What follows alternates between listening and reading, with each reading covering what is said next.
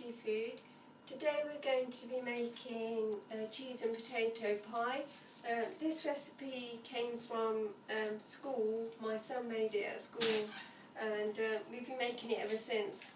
So I'm just going to peel about 5 or 6 big large potatoes,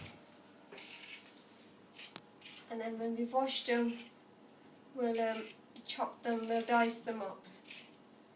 So I've got a big pan of boiling water here. I haven't salted it, but you can if you want. And I'm just going to chop my potatoes.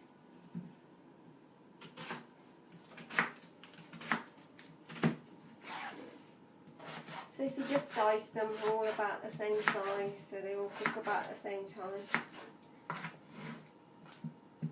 I've got some mature cheddar, hard block cheese. The packet, there's 350 grams in this packet here. I'm going to use all of it. It's up to you how much you like, how much cheese you like in your cheese and potato pie. It looks like a lot, but this will feed about 6 to 7 people.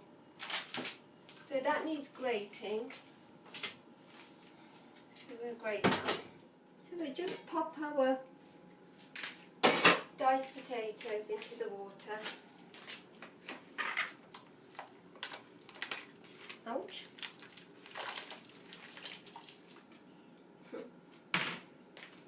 We're going to boil them until they're softened. So I'm going to give them about 15 minutes, maybe 17. Okay, we go for 15 first. And we'll see if they're softened by then. Probably need a bit longer. Maybe even up to 20 minutes, we'll have a look. While they're boiling, I'll carry on grating the cheese.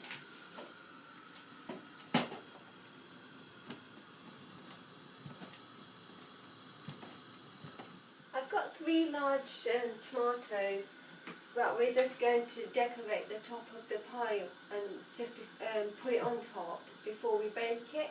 So I'm just going to slice them thinly as possible long. Just ready to put right at the end once we're compiling the pie. Let's have a look where the potatoes are at. I had a little look earlier and they still seemed really firm. Oh, they look about done now. Let's test it again to make sure.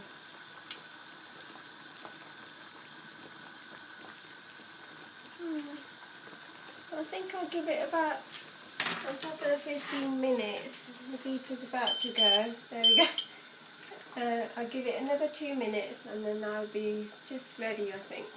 So I've just drained my potatoes. Just going to mash them up with a masher.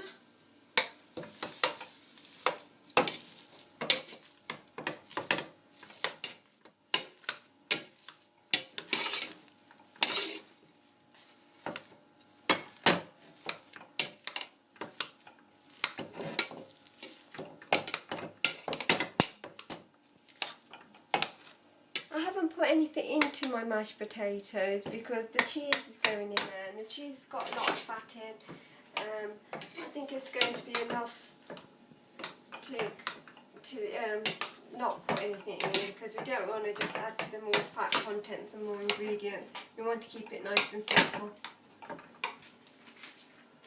So let's get some of this cheese in. It's starting to look like a bit too much cheese to how much potatoes we've got. So I might keep some behind. Or because I've got too much, maybe put some, I might leave some and put some on the top this time. Might make a nice garnish. Help it brown on top. And add some salt.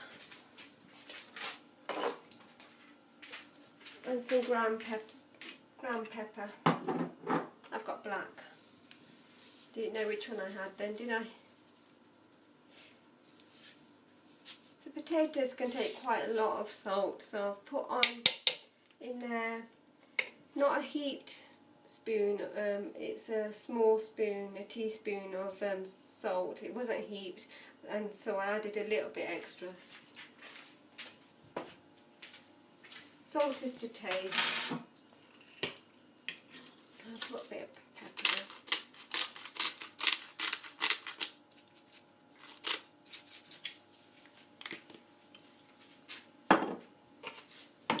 Mix that through. We don't really need the, what's this called? Masher. Don't really need the masher now. Mine went blank there for a moment.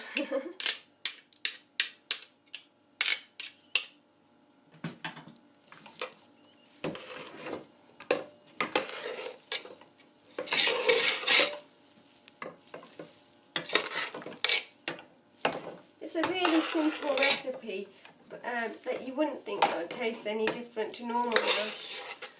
But doing it like this, it does really make all the difference. It tastes really good. We're going to bake it later, so you can make this beforehand.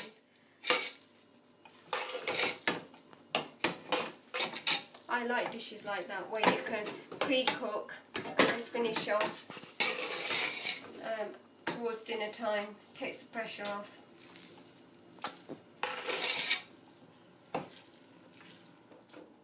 So that's all mashed up. I've got my dish ready here, my oven-proof dish. Just spread it into there.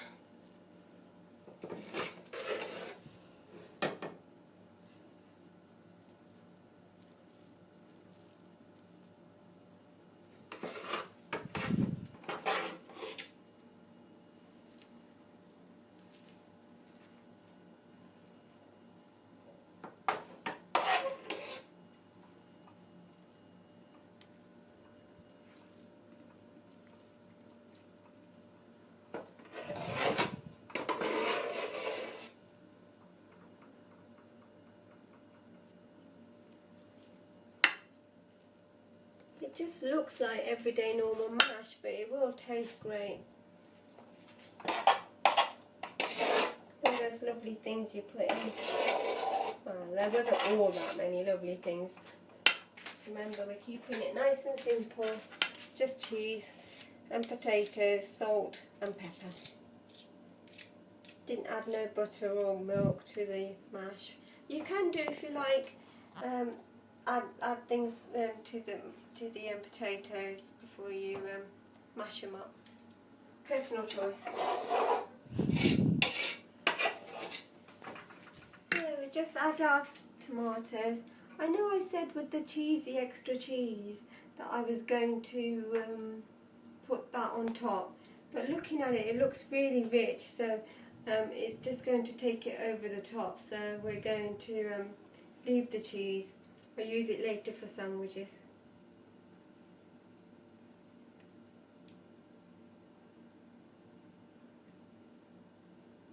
Just popping those tomatoes on top that we sliced up earlier while the potatoes were boiling.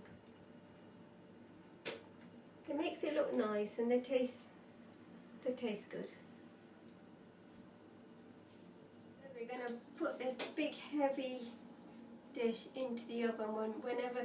I'm going to let it cool down, and I'll bake that off later. It'll probably just need maybe about 20 minutes. We'll see when we're there. So we just cover up the pie with some foil.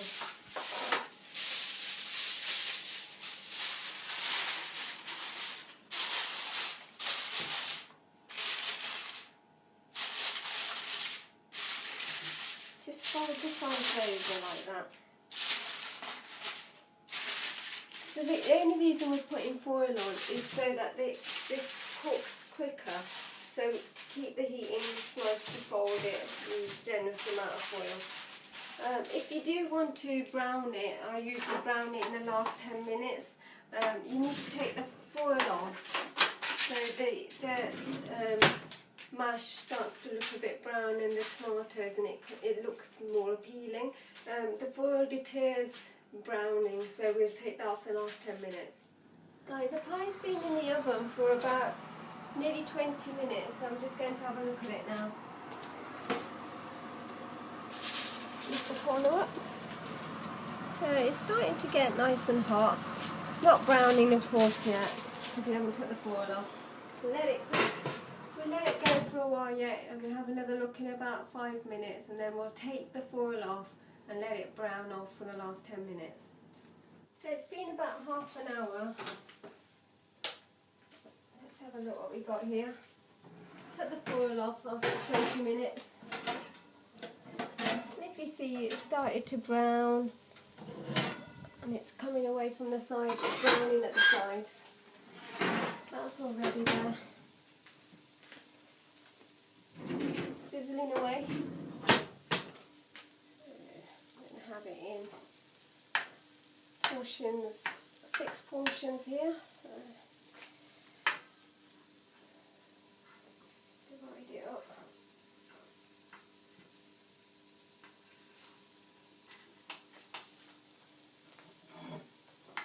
Oops, falling apart. That's dinner there.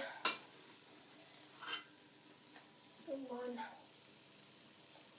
I'm serving it with some curried up mince, soya, cabbage and some baby corn.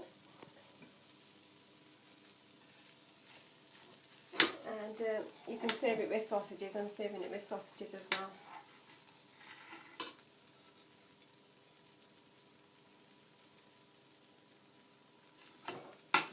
You call me right out. Really enjoying this hearty pie with the sausages and the cabbage, baby corn. It's great.